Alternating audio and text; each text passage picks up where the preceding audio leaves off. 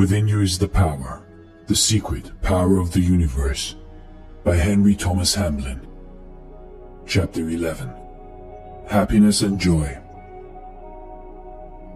Deep down in every heart is an unquenchable desire for happiness.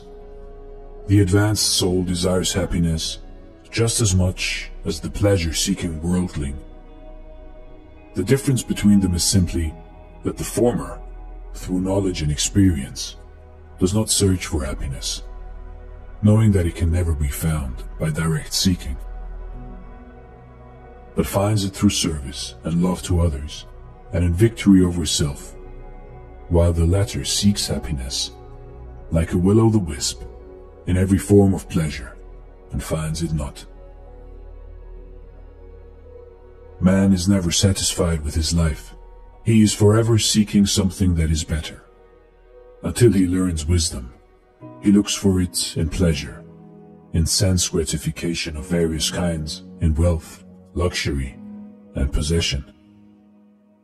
The less evolved a man is, the more convinced he is that happiness can be gained in these ways. And the lower are his desires. For instance, those who form what is called the underworld of our cities seek happiness in vice and debauchery. Those who are more evolved seek pleasure in more refined things, hoping to find happiness in intellectual pursuits, friendships, and in pure human loves. These more evolved types get much more pleasure through the senses than do those who are more elemental, but they are capable also of greater and more acute suffering. They can derive great pleasure from a picture gallery, whereas a savage would see nothing interesting at all. They can also suffer from things which a savage would not be capable of feeling. Yet, in spite of this developed refinement and ability to derive pleasure from art, science, literature, etc., happiness is still as far off as ever. All attempts at finding happiness lead finally to emptiness. There is no satisfaction, either in wealth and all that it can command, getting on in life, or in fame and power. They allure at first and promise happiness, but they fail us, and finally are seen to be but vanity and vexation of spirit. This desire for happiness is good, for it leads us through innumerable experiences, so that the soul can realize, by practical experience, the emptiness of all self-seeking, and thus learn wisdom. After running the whole gamut of experience, the soul learns at last that happiness is not something that can be found by seeking it, but is an inward mental state. Although work well done brings a quiet sense of satisfaction, and success in one's career may also be a source of gratification for a short time, yet even these cannot satisfy the deep longing of the soul. Happiness, however, is to be found in service. Not if we seek happiness in service and serve in order to be happy, but if we serve others for the sake of serving, we find the only happiness that will endure and satisfy. One has only to observe the lives of those who are always selfishly seeking and grabbing, who are hard in their dealings and always looking after number one, in order to see how impossible it is for self-seekers to be happy. It does not matter whether they acquire riches or remain poor. They are equally unhappy. In contrast to this, you have only to go out of your way to do a kind and perfectly disinterested action and experience the glow of sheer happiness that it brings, in order to realize that you are dealing with a law of life that is as sure and unalterable as the law of gravitation. There must be a purpose in life, and this must have for its object the betterment of the lives of others, either few or many. The law of service must be obeyed, otherwise there can be no happiness.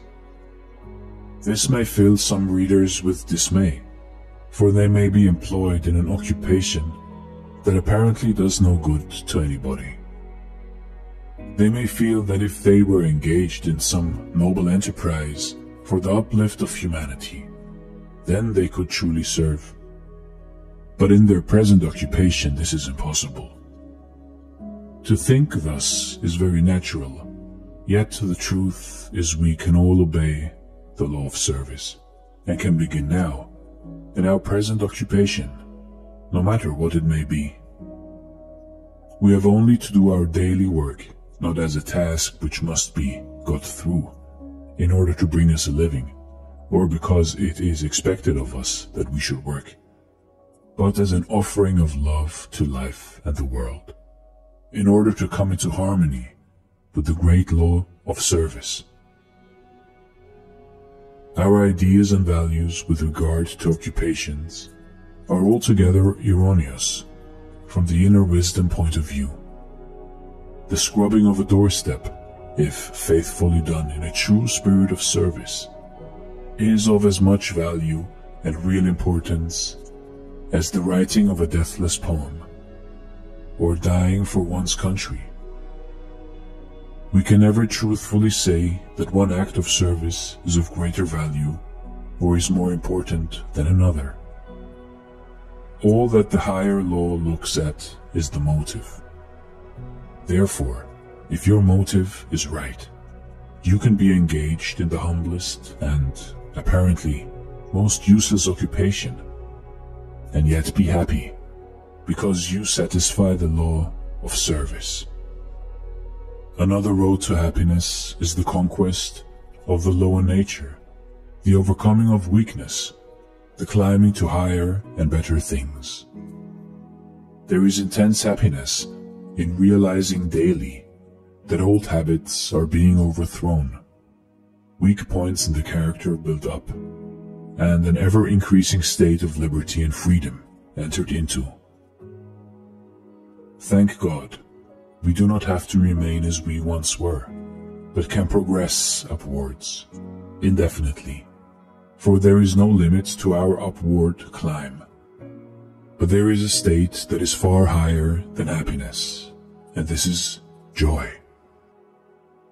Happiness comes through service and overcoming, but joy comes only to one who realizes his oneness with his divine source.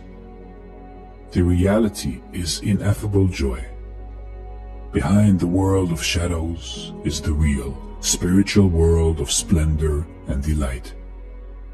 When the soul, after its immense journey through matter, time and space, at last finds its way back to its divine source, it becomes aware of this intense joy, too great to be described in words. It not only realizes that the reality is joy, and the universe filled not with groans or sighing, but with the sweet, quiet laughter of freed souls. It also is filled itself with this ineffable joy. What has all this got to do with practical everyday life, it may be asked?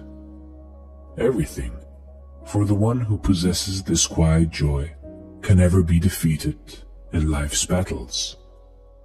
He has something within him that can never be quenched and which will lead him from victory to victory. Thank you so much for listening, and stay blessed.